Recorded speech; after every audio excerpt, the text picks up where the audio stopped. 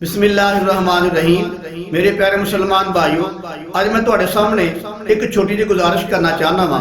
इनू गुजारिश ला लवो या मशवरा ला लवो या इसलाह ला लवो या रहनुमाई ला लवो कि तुसी रहनुमाई फरमानी है, इसलाह फरमानी है कि यह मामला किवें बेहतर होना चाहिए। 2 मिनट की वीडियो वे जरूर देखियो। वो बात यह वे कि जो नमाज का टाइम होने लगता है ना तो लोग माशाअल्लाह मस्जिद आना शुरू हो जाते हैं। कोई आके कुरान पढ़न लग पैंदा है, कोई नफल पढ़न लग पैंदा है, कोई सुनता पढ़न लग पैंदा है, कोई माशाअल्लाह जिक्रो अज़कार करन लग पैंदा है। ते जेड़ा बंदा कुरान पढ़दा है ना, ज़ाहिर वो अपने दिल दा सुकून लैण वास्ते बड़े इखलास नाल, बड़े प्यार मुहब्बत नाल कुरान पढ़दा है और उन्हें एक कल्बी सुकून मिलदा हुंदा है कुरान पढ़न लगियां। जेड़ा बंदा नफल पढ़दा है वो भी माशाअल्लाह बड़े ध्यान नाल, बड़े प्यार मुहब्बत इखलास नाल नफल पढ़दा हुंदा है। और जेड़ा बंदा जिक्रो अज़कार करदा हुंदा है, कोई भी जिक्र दुरूद शरीफ ला लो, आयतुल कुर्सी ला लो, कलमा ला लो, विरद ला लो, कोई भी जिक्रो अज़कार करदा हुंदा है माशाअल्लाह वो बड़े प्यार मुहब्बत इखलास नाल जिक्र करदा हुंदा है तो उन्हें दिली सुकून मिलदा हुंदा है। तो वो पढ़दा रहिंदा, जिक्र करदा रहिंदा है। ते एक बंदा बाद च हुंदा है आके अस्सलाम वालेकुम, वो उच्ची जी सलाम लैंदा आके, वो सारे बंदे चुक जाते हैं। या नफल पढ़दा हुंदा है वो भी कदी कदी हिल जाता है, या जेड़ा कुरान पढ़दा हुंदा है वो भी पिछे वेखण लग पैंदा मुड़ के कि कौन आ गया है। ते जेड़ा बंदा जिक्रो अज़कार करदा हुंदा है ओहदे च भी खलल पैदा हुंदा है। वो सारे दा कल्बी सुकून जेड़ा खराब हो जाता है, खलल पै जाता उन्हां दी इबादत दे विच।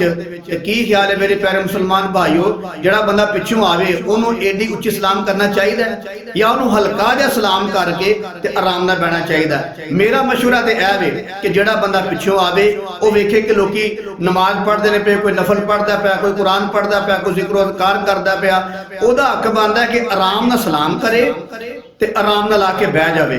जेड़ा सलाम है ना, एदा मकसद सुनाना नहीं हुंदा किसे नूं, एदा मकसद हुंदा है दुआ देना।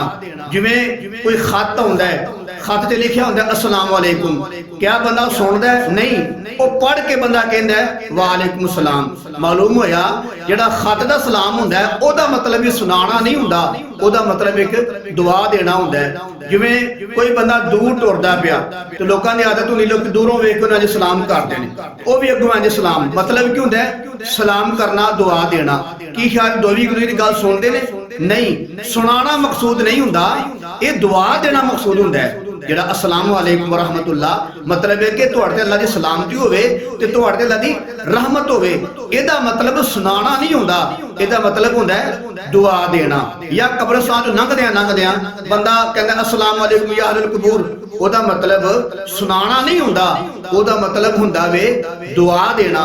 ते मैं तुहाडे अगे गुजारिश करना चाहना वा, एक मशवरा ला लवो, सलाह ला लवो। पता नहीं तुसीं नूं सलाह की देंदे हो। मेरा मशवरा ते ऐ वे कि जेड़ा बंदा मस्जिद च आवे वो वेखे कि लोग नफल पढ़ते ने पे, कुरान पढ़ते ने पे, जिक्रो अज़कार करते ने पे, बड़े अल्लाह नाल ताल्लुक जोड़िया, बड़े प्यार मुहब्बत नाल मामला करते ने पे, तो हक बनदा है आराम नाल सलाम करे ते आके बह जावे। जिवें हदीस मुबारक चाहुंदा है कि जदों अपने घर जावो ते इस अंदाज नाल सलाम करो कि जेड़ा बंदा जागदा पिया वो सुन लवे ते जेड़ा सुत्ता है ओदी नींदर खराब ना होवे। जदों घर दे ए आदाब ने ते जेड़ा बंदा जिक्र करदा होवे, नफल पढ़दा होवे, कुरान पढ़दा होवे, ओदे कोल आके आखना अस्सलाम वालेकुम। ते मेरे अजीज भाई ये अदबन मुनासब नहीं। तुसां वैसे भी सुनिया होना है कि जदों बंदा नमाज पढ़दा होवे ना ते ओदे कोल उच्ची कुरान पढ़ना भी जायज़ नहीं। ते की ख्याल सलाम एडी उच्ची करना जायज़ है? कोई नफलां विच चुंग जाए। लिहाजा मेरे प्यारे मुसलमान भाइयों, रमजान मुबारक का महीना है कि माशाअल्लाह अज तकरीबन 6वां रोजा है।